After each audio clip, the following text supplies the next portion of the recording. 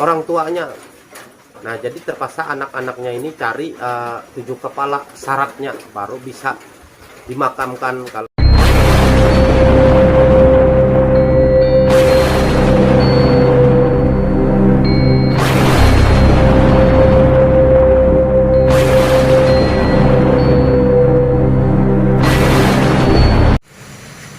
halo, selamat malam teman-teman. Malam ini Putra Dayak Now ya memperkenalkan diri. Kita buat konten ya. Suku Dayak itu punya senjata khas ya. Ini senjata khasnya sebilah parang atau yang disebut dengan nama mandau ya teman-teman. Semoga saja ini ya bisa ini identitas salah satu suku Dayak Kalimantan itu punya senjata khas ya teman-teman. Jadi ini punya cerita dan mistis ya teman-teman. Jadi tidak sembarangan orang bisa megang mandau yang seperti ini ya. Ini bukan rambut ini. Ini memang rambut manusia ya teman-teman. Jadi sejarahnya itu ini adalah salah satu turunan ya. Ini hanya turunan aja yang bisa megang yang seperti ini ya teman-teman. Ini almarhum punya kakek saya. Jadi almarhum bapak itu kasih buat kita untuk jaga-jaga diri. Jadi ini salah satu ciri khas suku Dayak. Dan mandau itu bermacam-macam ya teman-teman. Salah satunya berdasarkan ini ya teman-teman. Ada dari suku-sukunya itu, dari segi ininya, ukirannya dan model-modelnya itu bermacam-macam ya. Salah satunya yang saya pegang ini adalah mandau dari suku Maknyan ya, Kalimantan Tengah.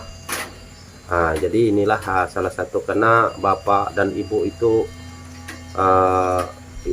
ibu saya itu almarhum ibu itu orang Maknyan dan bapak itu orang dusun Witu ya, atau yang di pinggir Berito itu. Itulah bapak itu. Kalau ibu itu ini salah satu, ini kemarin itu bukan seperti ini ya teman-teman. Asal mulanya ini lama ini sudah kita ganti. Jadi kalau isinya itu tetap yang dulu ya. Nah ini teman-teman. Ini mandau turunan ya teman-teman. Tidak sembarangan orang yang punya ini, kecuali keturunannya ya teman-teman. Salah satunya ya saya. Ini mempunyai kata kakek saya ini pernah sudah buat motong kepala orang ya. Makanya dikasih rambut ini bukan rambut sembarangan, ini adalah rambut yang meninggal ya teman-teman. Yang sudah meninggal itu dikasih rambutnya di pusaka ini. Jadi biasanya pusaka ini itu ini teman-teman, sebelum kita bawa kemana-mana itu ini makai ritual ya teman-teman. Jadi tidak sembarangan bawa sana sini atau orang lain yang tidak ada hubungannya dengan turunan orang suku Dayak, meskipun itu sesama suku Dayak ya teman-teman. Jadi tidak boleh orang sembarangan arti mewarisi harta leluhur, atau kalau masalah suku sama aja ya teman. Kalau suku itu sama, tetapi kalau masalah turunan itu nggak boleh turunan orang lain yang nggak ada hubungannya dengan turunan kita. Jadi ini senjata ini nggak boleh diperjualbelikan ya teman-teman. Ini adalah hasil, ini adalah warisan salah satu budaya orang tua dulu ya. Jadi kata cerita itu dulu, ini sebenarnya ada temannya ya. Ini yang kena yang perempuannya ya teman. Jadi ini ada laki-lakinya, biasanya itu satu pasang ya teman-teman. Suatu senjata itu tidak boleh kalau dibuat sendiri, harus ada pasangannya. Perempuannya ada dan laki-lakinya ada. Nah cuma yang laki-lakinya itu di keluarga bapak disimpannya. Nah kalau ini saya dengar ceritanya dulu pada zaman datu saya, kalau besinya ini dari zaman datu moyang saya dulu. Dikasih kepada kakek, dibikinlah kepala dan rangkanya ini. Jadi begitu sudah dikasih, kena terlalu lama ya teman-teman, jadi terpaksa kita rubah. Nah ini ada tulangnya ya teman-teman. Nah saya nggak tahu ini tulang apa. ini. Dan ini ukirannya ini sederhana sekali ya teman-teman. Jadi ini ada artinya teman-teman, jadi tidak sembarangan arti membuat ukiran itu seperti ini. Simpainya ini ada artinya semua ini teman-teman. Nanti kita ceritakan selengkapnya ya teman-teman, bagaimana asal mulanya ini. Nah ini ukirannya ini beda. Kalau setiap suku itu meskipun dia satu provinsi, satu Kalimantan, tetapi beda-beda ya teman-teman. Beda ininya, ukiran kepala Mandaunya itu beda-beda, jadi tidak sama ya teman-teman. Jadi begitu sudah dikasih kepada turunannya, maka yang turunan tersebut itu tidak boleh menjual warisan ini. Kenapa? Karena seandainya kita menjual barang-barang pusaka orang dulu itu akan ditimpa bencana biasanya ya. Bencana itu berupa bisa menjadi sakit atau bisa menjadi gila. Nah itu salah satunya ya. Ini pernah terjadi ya teman-teman. Dulu om saya itu pernah menjual benda pusaka orang dulu. Jadi karena dia jual sama paman tukang besi, itu salah satu wayang yang punya turunan kami juga dulu. Nah lalu dia nggak punya uang, itu terbuat dari emas, campuran emas dan kuningan. Memang ada emasnya, cuman emasnya tidak seberapa, jadi dijual zaman dulu itu, dijual kepada paman tukang besi. Nggak lama kelamaan itu paman saya itu, om saya itu menjadi gila, bahkan sampai meninggal. Nah diperiksa sama orang-orang itu teman-temannya, nggak tahu penyakitnya. Nah secara dokter, secara rumah sakit nggak tahu, orangnya sehat aja dari suhu tubuhnya dan lain periksa lain itu. Tetapi secara supernatural ya teman-teman, ternyata om saya itu diikuti makhluk yang penunggu benda pusaka itu. Nah jadi dibuat gila ya teman-teman. Jadi dibuat gila itu. Jadi paman saya itu sampai meninggal itu ya seperti itu kondisinya, dia menjadi gila. Nah jadi saat ini kita nggak tahu, cuman yang ada tersisa itu gereng-gereng ya teman-teman. Nah gereng-gereng itu buat kata orang kalau di sini itu buat ngobati orang ya, seperti pedewak atau basi, bisa itu. Nah salah satunya keluarga bapak ini banyak keturunan dewa ya teman-teman. Biasanya nyembuhin orang yang dari ilmu hitam seperti santet dan lain-lainnya itu. Jadi yang nyembuhin ini keluarganya dari sebelah bapak, itu salah satunya. Dan masih ini keluarganya masih ada yang hidup yang bisa ngobatin orang, itu ada. Nah itu adalah turunan ya teman-teman. Jadi tidak sembarangan orang itu yang bisa memegang termasuk ini Mandau ini. Jadi ini tidak boleh diperjual, walaupun kita kepepet apapun itu tidak ada alasan. Jadi kita tidak boleh ya teman-teman menjual barang-barang atau pusaka-pusaka orang dulu, itu tidak boleh ya teman-teman. Jadi saya mencoba menyimpan. Nah ini kalau sudah dipapat mamang ya teman-teman, biasanya bunganya, kemenyannya, biasanya ini setiap ada keluarga yang meninggal biasa digantung itu dia gerak-gerak ya teman-teman. Jadi kasih tahu dia, keluarga kita pasti ada yang sakit, ada yang mau meninggal gitu. Nah jadi gerak-gerak. Tetapi sekarang itu saya tidak melakukan waktu pemandian. Ini biasanya dicuci pada malam Jumat dan malam Senin ya teman-teman. Nah, itulah salah satu ritualnya ya teman-teman. Itu dikasih bunganya, mandi tengah malam, dikasih kemenyannya, diasapi ya, kasih asap dari kemenyan jadi harum, dikasih minyak melati, digosok dalamnya, diisinya itu digosok ya. Nah ini teman-teman, jadi inilah senjata pusaka orang Dayak itu tidak sembarangan ya teman-teman. Jadi ini memang salah satunya turunan, memang banyak. Kalau sejenis Mandau ini kan banyak dijual orang, tetapi ini wasinya orang dulu ya teman-teman. Jadi tidak sembarangan orang yang megang ini, kecuali ini turunan ya teman-teman. Jadi itu kalau kita itu nggak bisa jual sana jual sini, itu nggak boleh ini. Makanya itu ini kalau kita jual benda-benda yang seperti ini punya orang dulu, ini kita akan kena kutuk atau kena kualat, kata orang itu kualat ya teman-teman. salah satunya ya bisa gila atau sakit atau bagaimana. Jadi hidup kita tuh nggak pernah seperti orang lain, enaknya itu nggak pernah ya teman-teman. Itu salah satunya kutukan orang dulu ya. Jadi mereka itu nitip benda-benda seperti ini itu buat dijaga, bukan untuk diperjualbelikan ya. Sebagian orang itu ada yang percaya, ada yang enggak. Nah itu teman-teman, sejarahnya ini tidak sembarangan.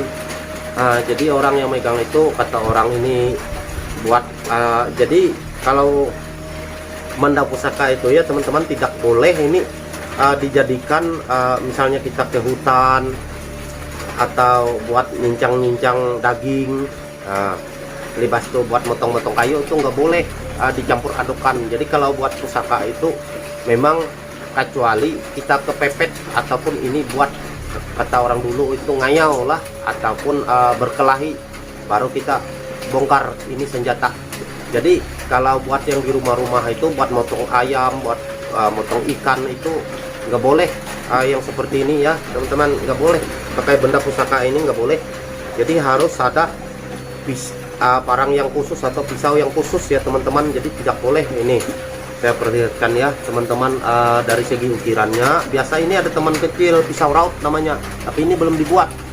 Kalau dulu memang ada, yang dulu itu ada pisau rautnya. Jadi buat kita yang bikin raut-rautan itu, buat bikin kerajinan tangan itu biasanya ada di sini. Nah di sini ditaruh di mandau ini. Nah inilah salah satu senjata orang Dayak.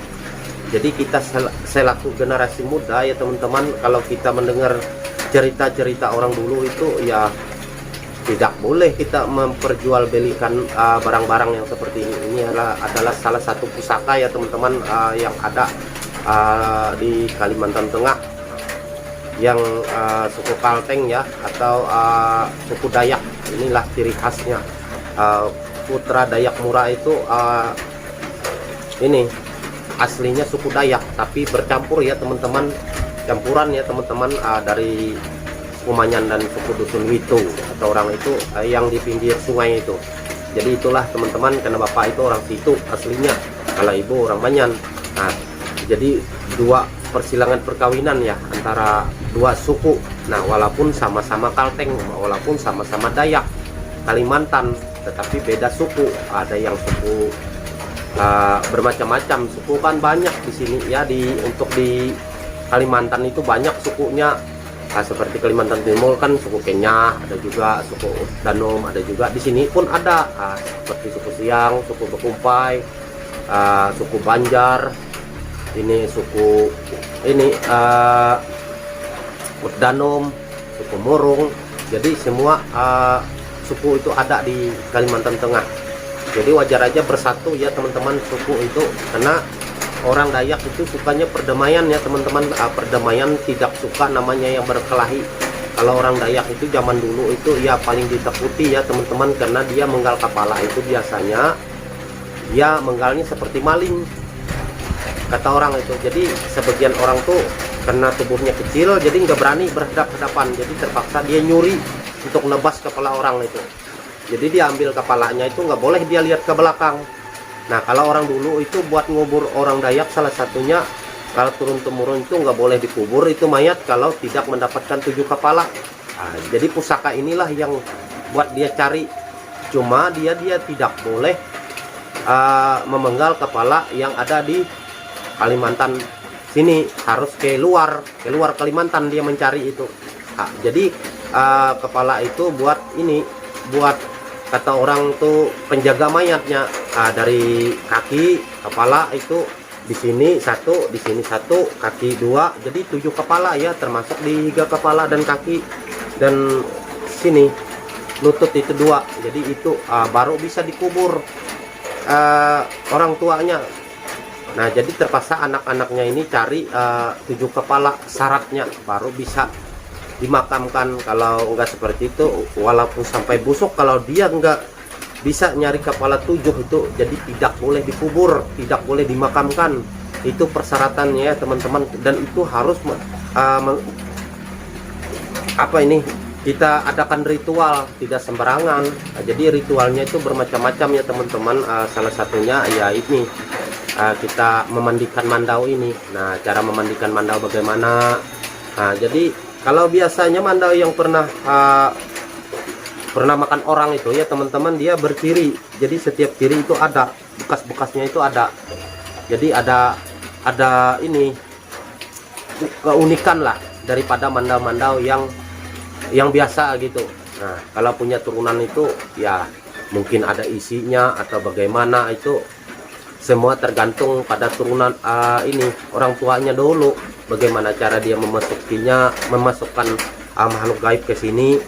Nah, karena ini teman-teman, karena orang banyak mengatakan, oh suku Dayak itu bisa makan manusia. Ya, kalau memang dari cerita dulu memang itu benar, tapi sekarang itu enggak lagi. Nah, jadi karena ada dasarnya hukum, karena orang dulu itu banyak sistem rimba ya teman-teman, jadi nggak tahu, biasanya musuhnya tuh habis dibunuh itu langsung dimasak dan dimakan ya. Itu kalau orang sekarang kan nggak lagi, karena berdasarkan hukum tata negara yang ada di Indonesia. Jadi memang ada orang-orang seperti itu sekarang itu ada, tapi jauh dari perkampungan atau dari perkotaan. Biasanya itu yang di tengah hutan masih melakukan apa yang seperti itu masih, yang seperti makan manusia itu masih ada itu. Tapi kita selama saya di Kalimantan tidak pernah berjumpa sama orang-orang yang seperti itu ya. Kalau dulu memang ada ceritanya dan pernah terjadi, termasuk ada temu yang saya dulu itu biasanya, karena dia adalah ketua kampung ada di situ, jadi dia itu biasanya melakukan ritual, melakukan adat itu pakai kepala manusia, tengkorak manusia, bukan tengkorak binatang ya teman-teman, tapi tengkorak manusia. Nah, yang digunakan untuk melakukan upacara-upacara adat istiadat yang ada di wilayah tersebut. Jadi tidak boleh ada orang yang sembarangan. Ini biasanya berdasarkan turunan ya teman-teman. Kalau misalnya ini kepala dusunnya ya, itu anak cucunya kalau zaman dulu itu akan menurun ke anak cucunya, itu salah satunya ya teman-teman. Nah, makanya saya itu adalah, saya nggak tahu turunan keberapa, saya nggak tahu kalau masalah itu. Cuman kalau yang barang yang seperti ini, saya dikasih tahu oleh almarhum bapak saya bahwa ini kalau bisa jangan dijual, disimpan sampai anak cucu. Nah, seandainya rusak lagi ini kepala sama kumpang warangkanya ini, silahkan diganti lagi. Nah, kalau besinya tetap nggak mungkin rusak, kan besinya nggak mungkin rusak. Nah, ini besinya. Nah, jadi besinya itu nggak mungkin rusak ya teman-teman. Nah, jadi ini ya lumayan tajam ya teman-teman. Jadi itu ya salah satunya teman-teman. Inilah cerita mistisnya dari mandau. Kata orang itu ada mandau terbang. Kalau saya kebanyakan orang ada yang goyang-goyang mandau seperti itu, goyang-goyang itu hanya tali teman-teman. Kita nggak ngelihat ini itu adalah tali. Nah, tali yang dipasang. Nah, kalau orang tahu mandau itu sebenarnya itu kelihatan kita aja, tetapi leluhur yang memegang mandau ini. Jadi tidak sembarangan, dan itu ada ritualnya teman-teman, cara manggilnya bagaimana. Nah, jadi tidak ada yang mandau terbang ataupun yang ini, nggak ada itu. Nah, jadi nggak ada, itu hanya tali yang seperti mereka lakukan, yang goyang-goyang itu. Kalau biasanya mandau itu nggak seperti itu, biasanya lurus. Nah, kalau dia mau debas itu lurus, nggak ada sistemnya yang goyang-goyang gini, nggak ada ya teman-teman. Nah, jadi itulah salah satunya, tapi itu harus memakai ritual, tidak sembarangan loh teman-teman. Harus ada kuncennya, harus ada tetua adatnya yang bisa memanggil roh-roh yang ada di alam, termasuk alam leluhur yang dulu itu. Nah, jadi leluhur dulu itu bukannya meninggal, tetapi orang itu muksak, sebutannya moksa. Nah, jadi orang dulu itu biasanya zaman Belanda itu ya merasa ketakutan, dia pergi ke hutan, dia bertapa, tapi dia mempunyai janji ya teman-teman. Janji begitu suku dia atau ini budaya dia diganggu oleh orang lain yang berbeda suku, yang berbeda ini yang berbeda, ini buka kepercayaan sama ini yang mengganggu mereka, maka mereka itu akan bangkit ya teman-teman. Jadi kalau masalah agama itu nggak ada masalah. Nah, yang ini suku antar suku, nah antar budaya aja. Nah jadi itu, jadi orangnya itu moksa, bukannya meninggal, tidak, dia keriput. Nah keriput hilang, dia hilang, dia bertapa itu hilang ya teman-teman. Jadi tidak kelihatan. Makanya mereka itulah yang memegang mandau ini. Nah, memegang mandau ini. Nah, jadi itu nggak ada yang goyang-goyang mandau seperti yang di video-video yang ada, itu nggak ada. Nah, ini penjelasan dari Putra Dayak Mura ya, di channelnya Putra Dayak Mura Neo ya. Silahkan mampir ke channel Putra Dayak Mura ya teman-teman. Semoga bisa menjadi wawasan dan menjadi pelajaran kita bagaimana menghargai suatu budaya orang lain. Nah, kita harus hati-hati juga kita bicara. Kemanapun kita pergi, kita harus berbuat baik ya teman-teman. Kita nggak tahu di tempat orang itu punya apa, kita nggak tahu. Karena orang Dayak itu dia tidak memerlukan harus berhadapan, tidak, tetapi dia dari jarak jauh dia bisa membunuh orang, tanpa disentuh pun dia bisa membunuh orang. Nah, jadi itulah salah satunya mistiknya itu, misterinya suku Dayak itu sangat kental sekali ya di pembicaraan-pembicaraan yang ada. Biasanya suku lain itu banyak ini, tapi tidak semua teman-teman. Orang suku Dayak itu tidak semua yang bisa melakukan itu, hanya orang-orang tertentu, terutama yang ketua-ketua yang ada di situ. Jadi tidak semua ya teman-teman. Nah, jadi itulah salah satu karena hari semakin banyak teman. Nanti kita sambung lagi, atau selengkapnya kita sambung lagi ya teman-teman. Terima kasih, dukung terus ya channelnya Putra Dayak Neo ya, Putra Dayak Mura Neo ya. Silahkan dukung terus, jangan lupa like, komen, dan subscribe ya teman-teman. Kita akan berdiskusi lagi bersama Putra Dayak Mura Neo ya teman-teman. Kita akan cari dari kita yang bagaimana, nanti kita ceritakan di balik ke suatu kampung, ataupun cerita waktu Putra Dayak berjalan ke hutan atau kemana. Nanti kita coba ya teman-teman, kita saksikan terus, dukung terus channel Putra Dayak Mura.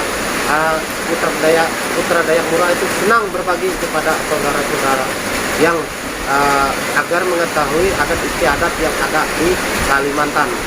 Salah satunya itu ya. Terima kasih, selamat malam teman-teman.